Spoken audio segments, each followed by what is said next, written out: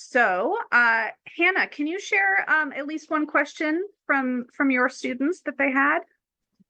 Well, I'm talking to him. We went through Anthony's first lecture yesterday on teleological and cosmological arguments. I'm just hoping they can pull something from that discussion. Okay, well, that's Talked about Paley and Aquinas and the objections, and yeah, no, good. Okay, so this brings us to something else again, right? That is going to be important for our class, which is new terminology, right? So you're getting a lot of new terms this week. And the basic idea is to help you understand how to categorize different types of arguments, right? So there's going to be lots of different types of arguments for God's existence.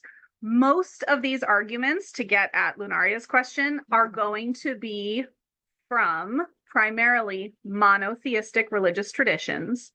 And the reason for that is that they tended to have historically the highest stakes or the highest urgency in needing to prove this case, right? So you don't tend to see a lot of historical pushback to polytheistic religious traditions, since those tend to be some of the first ones that we see emerge throughout the ancient world.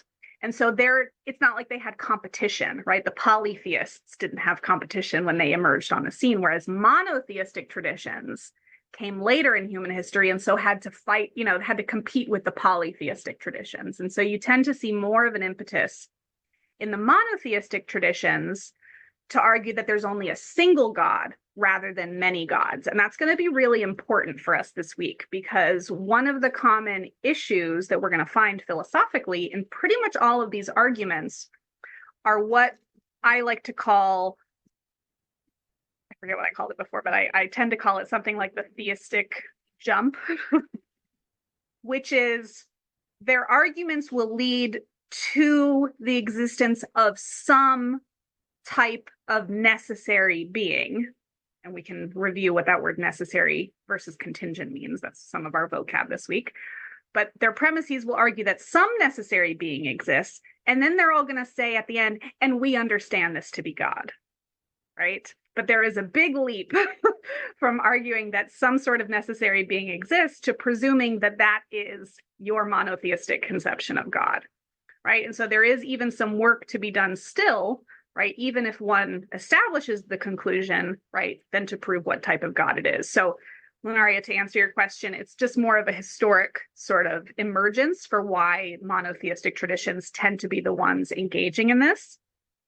Also, to speak specifically to the Abrahamic traditions, we get a lot of our philosophy of religion from the medieval period of human history. And this is a unique moment in scholarship where, especially in this day and age, we see a lot of clashing between Judaism, Christianity, and Islam. That was not the case historically. So the medieval period is a really unique moment where scholars from all over the world of all different faiths and backgrounds were coming together to try to argue for one God, right? Like they're sort of banded together and say, we have this sort of shared goal here in proving the existence of our monotheism, and then we can work out our differences sort of later on. Right. But so, yeah, it's really just a sort of result of the fact that they were coming later, had competition. And in Eastern traditions, we tend to see more atheistic, right, traditions. Or like I said, if they're polytheistic, it tends to be more from the villages and the areas that those religions just happen to emerge in. All right, good. So let's talk about those categories. I am going to open up. Well, here, there's some other terms before we get to the different arguments for God's existence. Let's check in on some other vocabulary just about beliefs in general. So there were a couple of resources that you all had for belief.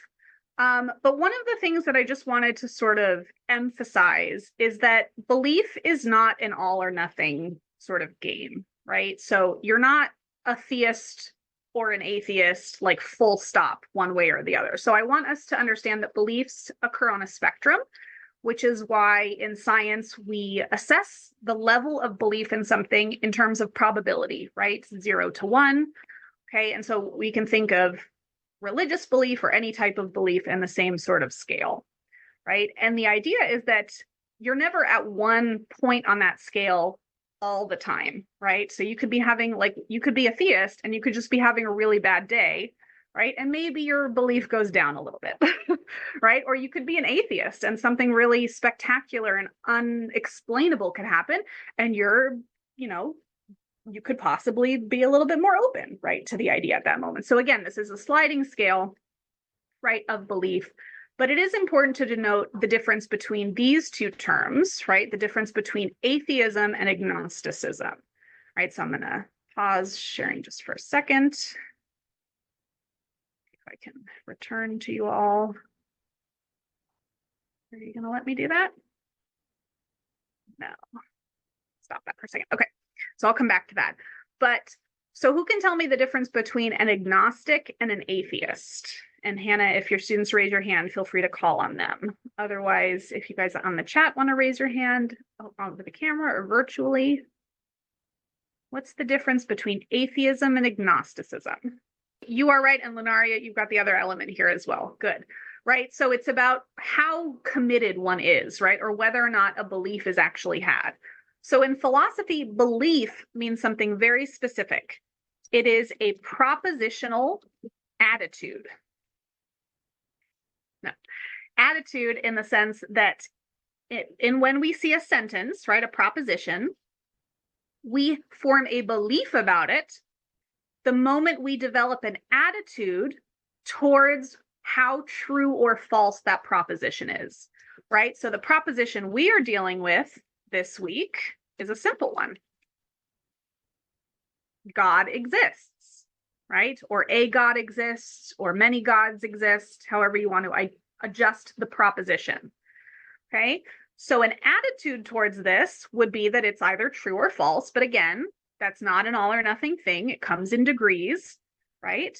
And so an agnostic is someone who is not taking an attitude towards this. Or in other words, they are withholding belief.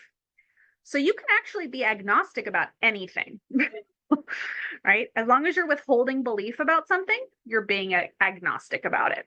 We just tend to use, this word tends to come up from religious traditions more prominently. And it's a version of another word that comes up in religious traditions, which is Gnostic, which is a sort of secret type of knowledge, right? That only you can have. So just agnostic, there's just nothing happening, right? So theism, again, is going to be the positive belief, right? The attitude that something is true, right? In this case, that the statement is true. Atheism, again, same idea. We're just putting a negation in front of it.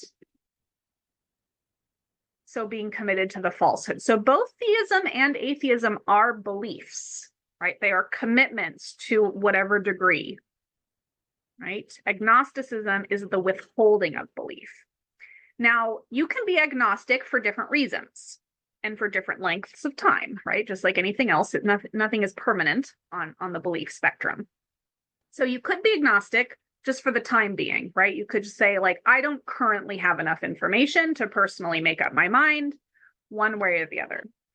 Or you could be a more of a skeptical agnostic and just say, I don't think it's possible for human beings to know, right? So some people just think that it's just beyond human comprehension, right? Whether or not. So they're just going to withhold belief sort of out of principle, right? So lots of options here. And again, that's the point. When it comes to religious belief, it's not all or nothing. Changes on the daily, right? By the minute, and can change in terms of experience. Okay. Then, of course, there's all the other different types of belief in God.